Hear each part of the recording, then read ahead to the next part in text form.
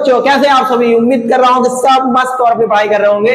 तो आज हम लोग एपी का स्टार्ट करने जा रहे हैं पीवाईक्यू सीरीज। मतलब पीवाईक्यू हम लोग शुरू कर रहे हैं कि हमने इससे पहले जो इंट्रोडक्शन वीडियो आपको बना के दिया है अर्थमेटिक प्रोग्रेशन का, तो आपने उसको देख लिया होगा। और आज हम लोग इस वीडियो में कुछ क्वेश्चंस करेंगे जो आपके बोर्ड एग्जाम में पूछे गए हुए। उससे पहले हम लोग जानेंगे कुछ ट्रिक्स और कुछ शॉर्टकट जो आपके एमसीक्यू में बहुत काम में आने वाले हैं। ठीक है, तो पहला शॉर्टकट क्या कहता है कि 2b बराबर a प्लस सी होता है। क्या मतलब है कहने का? कहने का मतलब ये है कि अगर आपके पास तीन टर्म्स दे रखी है, कितने दे रखी है? तीन टर्म्स। मान लीजिए a b और c, और आपको ये इसका डबल अगर आप कर देंगे तो वो इन दोनों के प्लस के बराबर में होता है। ठीक है, तो पहला ये है, पहली शॉर्टकट ट्रिक ये है। ये कैसे काम करेगी? ऐसे काम करेगी जिसे मान लीजिए अगर आपके पास कह रहा है कि तीन टर्म्स दे रखी होगी, कितने दे रखी होगी? मान लीजिए तीन टर्म्स दे रखी है। मान लीजिए x दे रखी हो, ये 3 दे रखी हो, ये 5 दे रखी हो। तो अगर आपको सीधा ये x पता करना होगा तो कैसे पता करेंगे? तो इसका डबल करेंगे बेटा, 3 × 2 कितना होगा बेटा? 6, और इन दोनों का प्लस करेंगे x + 5। इसका मतलब यहाँ से x की वैल्यू कितनी आ जाएगी? 1 आ जाएगी। कितनी आ जाएगी? 1। तो ये आपके बहुत काम की ट्रिक होने वाली है पेपर से। ठीक, फिर आती है सबसे most important trick, sum of n natural number. Sum of n natural number. अगर आपके पास n नेचुरल नंबर्स का बहुत सारे नंबर्स हैं, बहुत n नेचुरल नंबर्स हैं, तो उनका अगर आपको सम निकालना हो तो डायरेक्ट फार्मूला होता है इसका n ब्रैकेट में n + 1 अपॉन में। ठीक है, और तीसरा sum of n odd natural numbers. अगर आपको ऑड नेचुरल नंबर्स का सम बोल दे तो आप डायरेक्ट फॉर्मूला लगा सकते हैं, वो होता है n²। क्या होता है? n²। ठीक, या कि बहुत काम कैसे? मान लीजिए कह दे कि आपके कि sum of first 20 odd natural numbers, तो आप सीधे 20 का स्क्वायर करेंगे, कितना जाएगा आपका आंसर? 400। सीधा सिंपल आंसर। और इफ, ये बहुत इंपॉर्टेंट ट्रिक है, ये बहुत ज्यादा इंपॉर्टेंट है, बहुत ज्यादा। मतलब मैं कह रहा हूं इससे एमसीक्यू में पेपर में आएगा ही आएगा और आता रहता है। क्या है? इफ an ऐसे दिखता है आपका, कैसे दिखता है बेटा? अगर an आपका ऐसे दिखता है, मान लीजिए AP प्लस में QM ऐसे दिखता है। अगर an आपका ऐसे दिखता है AP प्लस में QM, तो आपका जो कॉमन डिफरेंस होता है, ये सिर्फ एमसीक्यू के लिए, जो आपका कॉमन डिफरेंस होता है वो क्या होता है? Q होता है। क्या होता है? Q होता है। क्या होता है? Q होता है। ठीक, अगर आपका an कैसे दिख रहा है? AP प्लस QN के फॉर्म में दिख रहा है। AP प्लस QN के फॉर्म में दिख रहा है, तो आपका जो कॉमन डिफरेंस होता है वो क्या होता है भैया? सीधा Q होता है। क्या होता है? Q। अगर कभी कभी यहाँ पर AP दिखता भी, कभी कभी सीधा A + QN लिख देता है, सिर्फ हो सकते हैं क्वेश्चन को।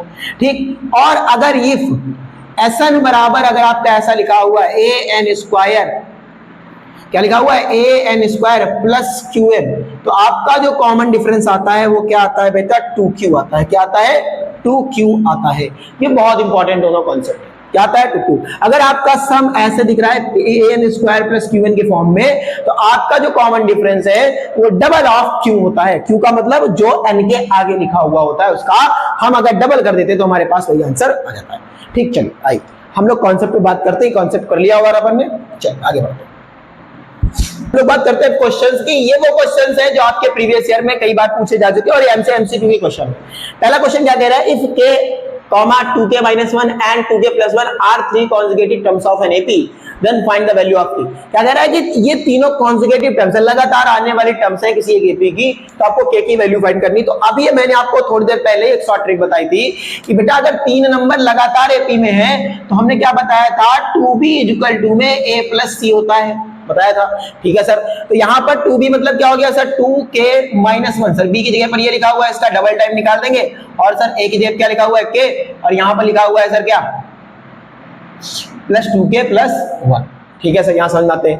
तो सर ये हो जाएगा 4k - 2, और ये हो जाएगा सर 3k + 1।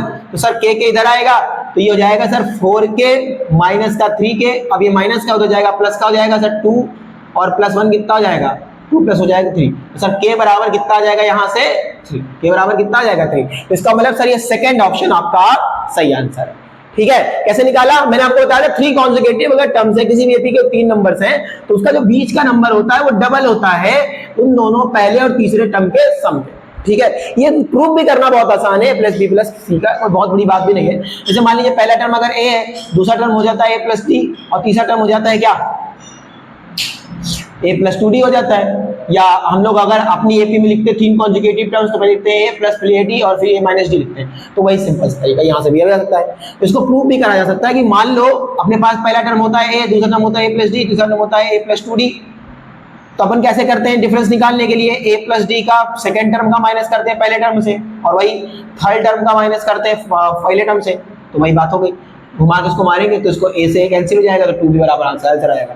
ठीक है, लेकिन आप इस फार्मूले को डायरेक्ट यूज कर पाएंगे, मैं आपको ये कह रहा हूँ, और डायरेक्ट आप यूज कर पाएंगे तो आपको और मजा आएगी, मजा आने वाला है। ठीक है, तो आपको आंसर समझ में आ रहा होगा कि 3 कॉन्जुगेटिव अगर नंबर दे रखे हैं तो सब बीच वाले नंबर का डबल करेंगे और स्टार्टिंग के 2 नंबर से जोड़ देंगे तो हमारा आंसर आने वाला है।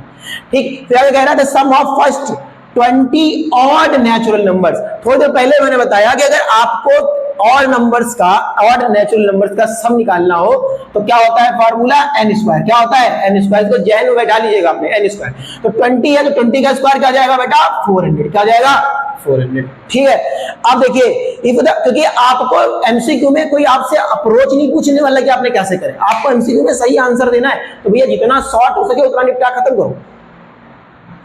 कह रहा है the sum of first p terms of an AP is ap square plus bp, find its common difference. अब भैया परेशान है 4 घंटे कि सर कॉमन डिफरेंस कैसे निकालें हैरान हो, तो यहां से आप एक तरीका से भी निकाल सकते थे कि सर पहले s1 निकालते फिर s2 निकालते फिर दोनों के बीच का डिफरेंस करते तो अपने पास an आता, फिर वहां से निकालते, तो भैया इस समय बहुत समय लगने वाला है। तो मैंने अभी आपको बताया था कि अगर sn बराबर आपका ऐसा दिया हुआ है, क्या दिया हुआ है an स्क्वायर प्लस bn, तो आप कॉमन डिफरेंस को 2a लिख पाएंगे। क्या लिख पाएंगे 2a, डबल ऑफ ए। तो डबल ऑफ ए का मतलब क्या हुआ बेटा कि अगर यहां पर कॉमन डिफरेंस कैसे लिखा हुआ तो इसका डबल कहां लिखा हुआ है, ये यहां लिखा हुआ है, इसका मतलब क्या होता है ये 2a। तो आपका ये डायरेक्ट आंसर आप लिख पाएंगे। समझ पा रहे हैं मेरी बात को? तो आपको ये 3 क्वेश्चन क्लियर होंगे। ये इंपॉर्टेंट क्वेश्चन है जो आपके पीवाईक्यूज में कई बार एमसीक्यू में पूछे जा सकते हैं, और ऐसे क्वेश्चन सीबीएसई लगातार अब पूछ भी रहा है। तो आपको 3 क्वेश्चन आ गए, एक बार अपनी कॉपी नोट कर लीजिए, हम लोग बढ़ते हैं आज क्वेश्चन में।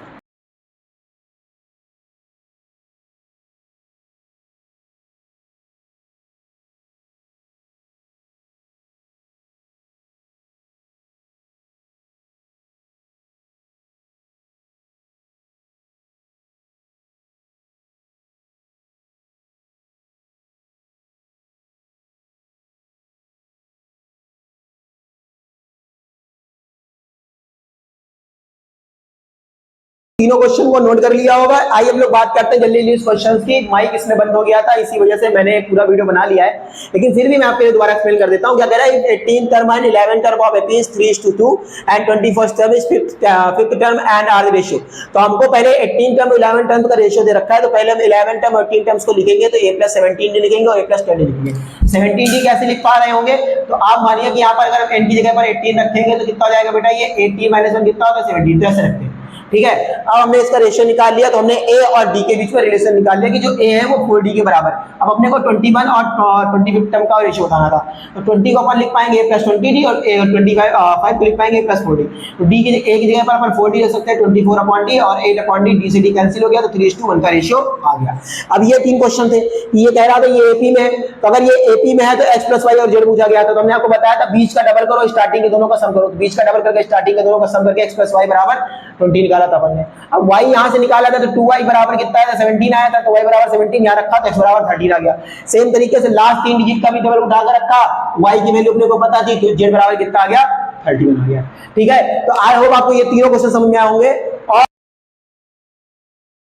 और बीच का डबल करो, स्टार्टिंग के दोनों का सम करो, तो बीच का डबल करके स्टार्टिंग के दोनों का सम करके x + y बराबर 20 निकाला था अपन ने। अब y यहां से निकाला था तो 2y बराबर कितना आया था 17 आया था, तो y बराबर 17 यहां रखा तो x बराबर 13 आ गया। सेम तरीके से लास्ट 3 डिजिट का भी डबल उठा कर रखा, y की वैल्यू अपने को पता थी, तो z बराबर कितना आ गया 31 आ गया। ठीक है, तो आई होप आपको ये तीनों क्वेश्चन समझ में आए होंगे। और 17 यहां रखा तो x बराबर 13 आ गया। सेम तरीके से लास्ट 3 डिजिट का भी डबल उठा कर रखा, y की वैल्यू अपने को पता थी, तो z बराबर कितना आ गया 31 आ गया। ठीक है, तो आई होप आपको ये तीनों क्वेश्चन समझ में आए होंगे।